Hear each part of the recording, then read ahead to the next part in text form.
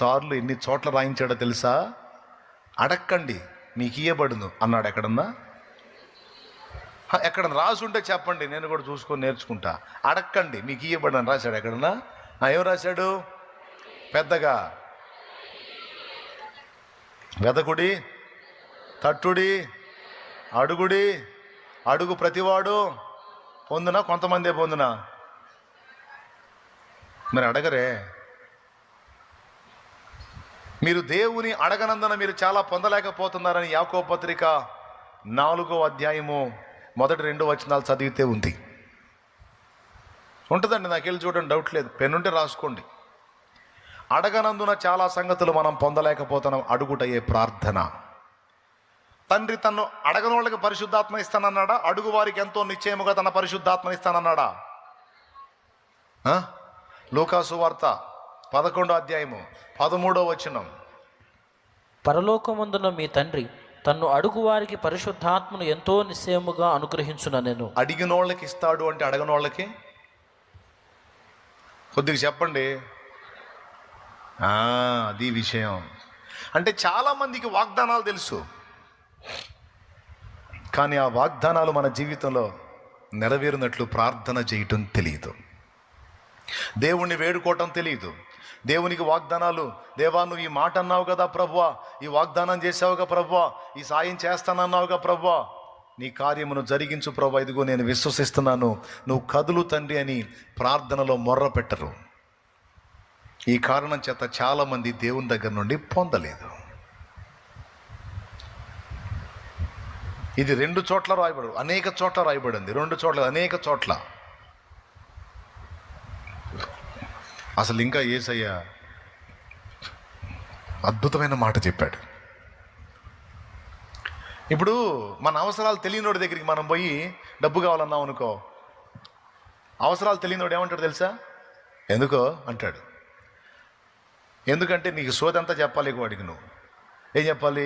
అమ్మాయి పెళ్లి చేయాలనుకుంటున్నాను, కొద్దిగా చిల్లర బాకీలు ఉన్నాయి, తీర్చుకోవాలనుకుంటున్నాను, నువ్వు ఒక అమౌంట్ ఇస్తే కట్టేసి అమ్మాయి వైనం చేసేసి ఇదంతా చేయాలనుకుంటున్నాను, దానికి ఇది అని మొత్తం మ్యాటర్, నీ అవసరాలు అన్నీ చెబితే సరేలే అంటాడు. అవసరాలు ఎరగనోడు ఇవ్వకపోవచ్చు కూడా. కానీ ఇక్కడ ప్రభు ఏం మాట్లాడో తెలుసు? మత్తయి సువార్త 6లో, మీరు అడుగక మునుపే మీకు అక్కరగానున్నవేవో మీ పరలోకపు తండ్రికి ముందే తెలియను. ఆయనకి తెలుసు, నీ అవసరాలు తెలుసు, నీ అక్కర్లు తెలుసు. ఏమండి, నిద్రపోయే వాళ్ళని నేను తట్టి లేపను, కానీ బుర్ర కలిగిన వాళ్ళు, మెలకు కలిగిన వాళ్ళు ఈ మాటలు తీసుకోండి, జాగ్రత్తగా తీసుకోండి. టైంపాస్ మాటలు కాదు, నీ జీవితానికి ఉపయోగపడే మాటలు. నిద్రపోయే వాళ్ళు సరిగట్టిగా స్తోత్రం చెప్పండి. మెలుగుతున్న వాళ్ళు చెప్పండి. చెప్పబోయి కూడా ఆలోచించారు, మనం నిద్రపోవట్లేదు కదా. దేవునికి స్తోత్రం, హల్లెలూయా.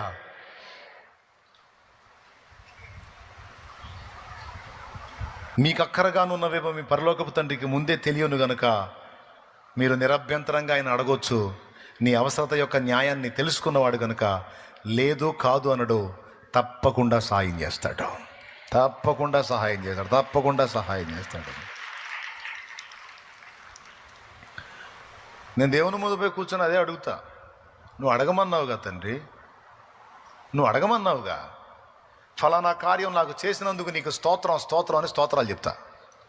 చెయ్యి ప్రభువా, ధర్మం చేయి ప్రభువా, సాయం చేయి ప్రభువా, కృపజూ ప్రభువా అని అడిగి ఊరుకోను. డైరెక్ట్గా పోయి కూర్చొని ఫలానా విషయంలో నువ్వు కార్యం చేసినందుకు నీకు స్తోత్రం స్తోత్రం స్తోత్రం స్తోత్రం స్తోత్రం. నీకు ఇదే. మీరు కూడా నేర్చుకోండి.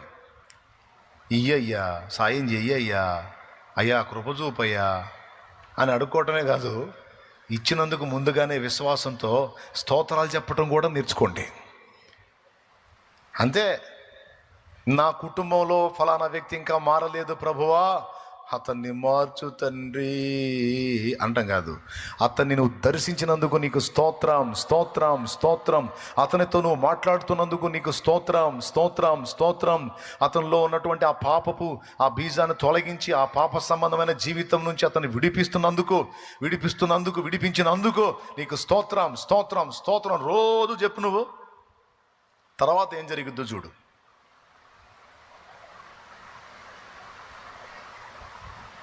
చెయ్యి తండ్రి, కృప చూపు తండ్రి. ఆ దుర్మార్గుడిని మార్చు తండ్రి, ఆ సైతానుడిని మార్చు తండ్రి. పెద్ద సైకోలాగా తయారై నన్ను పీడిస్తున్నాడు తండ్రి. సచ్చినోడు కాదు, బతికినోడు కాదు తండ్రి. వాడిని మార్చండి తండ్రి, అయ్యా దయ చూపండి తండ్రి. అంటే సగమే ఏ లేదు. మోకాళ్ళుని అతన్ని నేను దర్శించి అతనికి పట్టిన దయ్యాన్ని వెళ్ళగొట్టినందుకు నీకు స్తోత్రం, స్తోత్రం, స్తోత్రం, స్తోత్రం, స్తోత్రం చూతూనే ఉండు నువ్వు. మోకాళ్ళు వేసిన ప్రతిసారికి అంతే. మా డాడీతో నువ్వు మాట్లాడినందుకు స్తోత్రం, మా మమ్మీతో మాట్లాడినందుకు స్తోత్రం, మా అమ్మాయితో మాట్లాడినందుకు స్తోత్రం, అమ్మాయికి పట్టిన దెయ్యాన్ని వదిలించినందుకు స్తోత్రం, స్తోత్రం, స్తోత్రం, స్తోత్రం చెప్పు.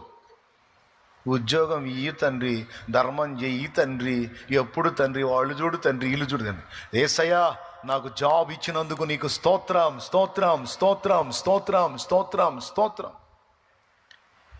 విశ్వాసము స్తుతించేటట్టు చేసిద్ది. విశ్వాసము స్థుతినిస్తుంది.